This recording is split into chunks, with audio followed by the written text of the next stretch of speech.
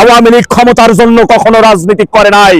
বাংলাদেশের 54 বছরের ইতিহাসে প্রায় 30 বছরের অধিক আওয়ামী লীগ ক্ষমতায় ছিল, শাসন করেছে।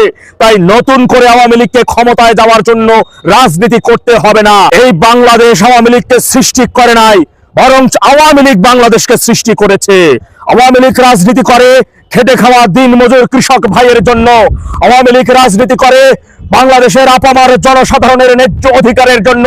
আওয়ামী লীগ রাজনীতি করে গণতন্ত্র অধিকার তথা জনগণের ক্ষমতা জনগণের কাছে ফিরিয়ে দেওয়ার জন্য।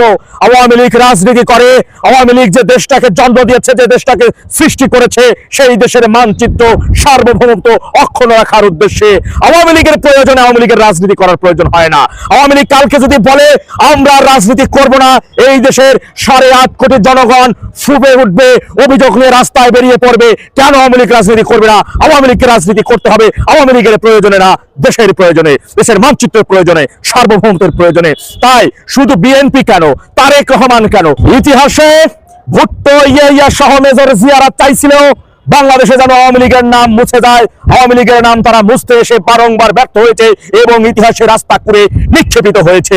তদ্রূপ ভাবে হুঁশিয়ার করে বলে দেবার চাই, ডেভিল ইউনূস সর্বশেষ আওয়ামী লীগের নাম মুছে দিতে আসছিল, আজকে সে মুছে যাওয়ার দ্বার প্রান্তে। অবশ্যই ডেভিল ইউনূস গংদের ভয়ঙ্কর গণ আদালতের বিচারের কাঠগড়ায় দাঁড়াতে হবে।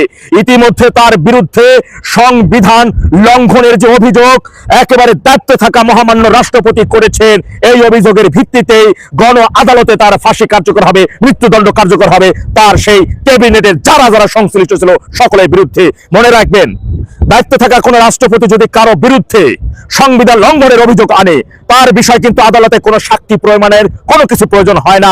তার এই বক্তব্যই যথেষ্ট তাকে চূড়ান্ত বিচারের কাঠগড়ায় দাঁড় করতে এবং সেই বিচার কার্যকর করতে। তথাপি এইখানে রাষ্ট্রপতি একখান ভালো কাম করছেন। ডেভিল ইউনূসের মতন ব্যক্তির বিরুদ্ধে তিনি বলেছেন 133টা জায়গায় তিনি সংবিধান লঙ্ঘন করেছেন, তার এই ক্যাবিনেট সহ এই সকল সমন্বয়, এই সকল যুদ্ধপরাধী, স্বাধীনতা বিরোধী রাজাকারের বার্তাগুলা। তথাপি তার এই বক্তব্যের উপর ভিত্তি করে ডেভিল ইউনূস গংদেরকে আপনি চাইলে জনগণে হইল তাদেরকে ফাঁসির কাঠগড়ায় দাঁড় করাই দিতে পারেন এবং ফাঁসি কার্যকর দিতে পারেন। তথাপি আমি এই সরকারকে বলবো, দেশের মানুষ আপনাদেরকে বিশ্বাস করেছে। নির্বাচনের আগে দেশের আইন সংবিধান অক্ষুণ্ণ রেখে, সমুন্নত রেখে, গণতান্ত্রিক পন্থায় আপনারা যে কথাগুলো ওয়াদাগুলো দিয়েছেন তা অক্ষরে অক্ষরে পালন করে যাবেন। এখন পর্যন্ত আমরা দেখতেছি দেশের বিভিন্ন জেলায় আমার ভাইদেরকে হয়রানি করার উদ্দেশ্যে পুলিশ পাঠানো হচ্ছে। আমরা দেখেছি মহান 7ই মার্চের ঐতিহাসিক ভাষণ বাজানোর অপরাধে আমার বোন ইনি সহ আরো 2 জনকে সন্ত্রাস বিরোধী আইনে গ্রেপ্তার করে তাদের কারাগারে নিক্ষেপ করা হয়েছে। আমরা দেখেছি স্বাধীনতার আতুর ঘরকে সেদিন অবরুদ্ধ করা হয়েছিল। পরিণাম কিন্তু ভালো হবে না। যদি ওয়াদা বরখেলাপ করেন তাহলে এই দেশের জনগণ কিন্তু আপনাদের চূড়ান্ত বিচার করে ফেলবে। জনগণ কিন্তু পিঠ তাদের অনেক আগেই দেয়ালে ঠেকে গেছে। 24-এর 5 আগস্ট যখন এই দেশে সন্ত্রাসীরা জঙ্গিরা হামলার মাধ্যমে ক্ষমতা দখল করেছিল, সেদিন তারা ধৈর্যের পরীক্ষা নেবেন না। খবরদার, ফারদার আমার আওয়ামী লীগের নেতা কর্মীদের নির্যাতনের উদ্দেশ্যে যদি ন্যূনতম কোনো পরিকল্পনা করে থাকেন তার